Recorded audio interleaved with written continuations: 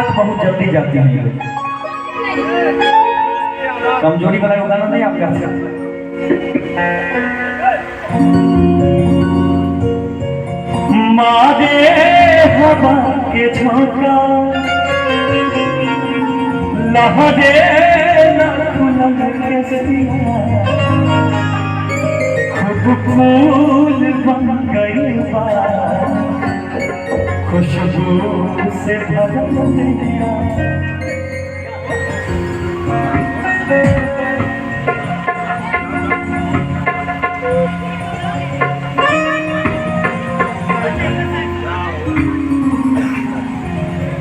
मारे हवा के झोंका लहरे खुलम के सिया खुद फूल बन गई बा खुशबू से भर दिया। इस शरीर के बनावट बिजली गिरा रहा लागे की जैसे गिरवा ओ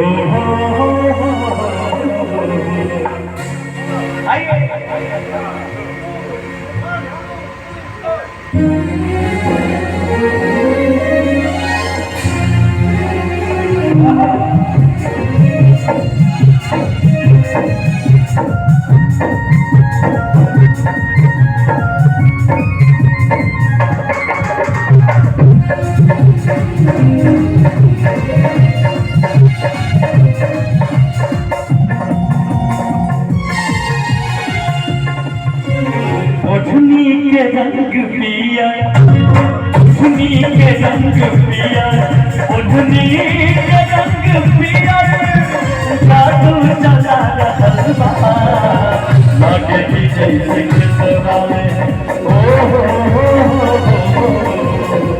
लागे की जैसे किसवा में सरसों फुला रहल बा लागे की जैसे किसवा में सरसों फुला रहल बा।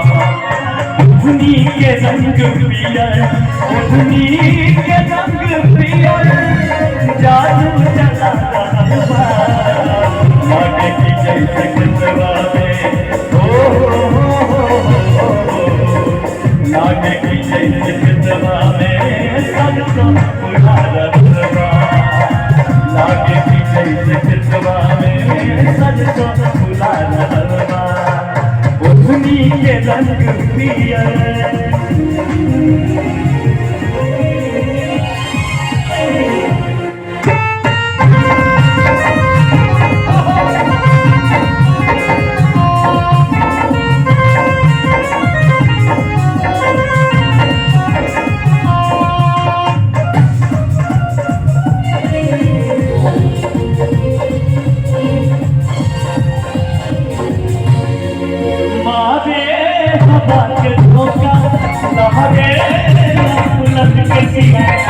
फूल बन गई बा खुशबू से भर दिया।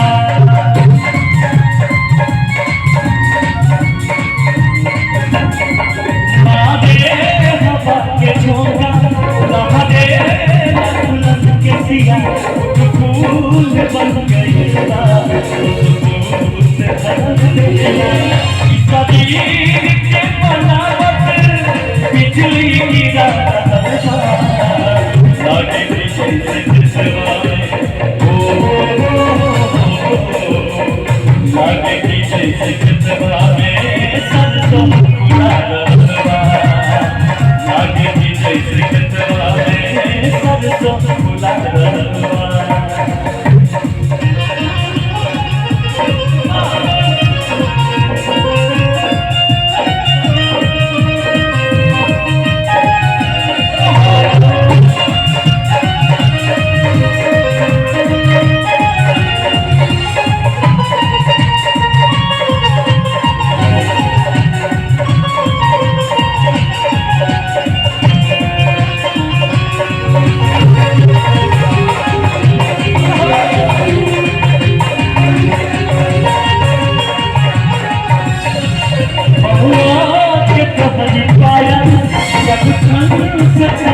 जाता लागे जैसे बगिया में गुनगुनाता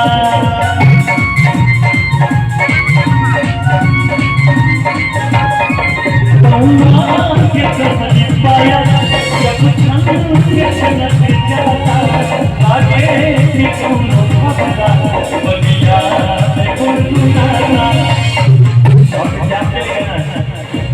मुस्कान कहने दिल के धड़कन बना रहता आगे पीछे से जगह में आगे पीछे से जगह में सरसों फुला रहता आगे पीछे से जगह में सरसों फुला रहता उंगली के रंग पिया उंगली के रंग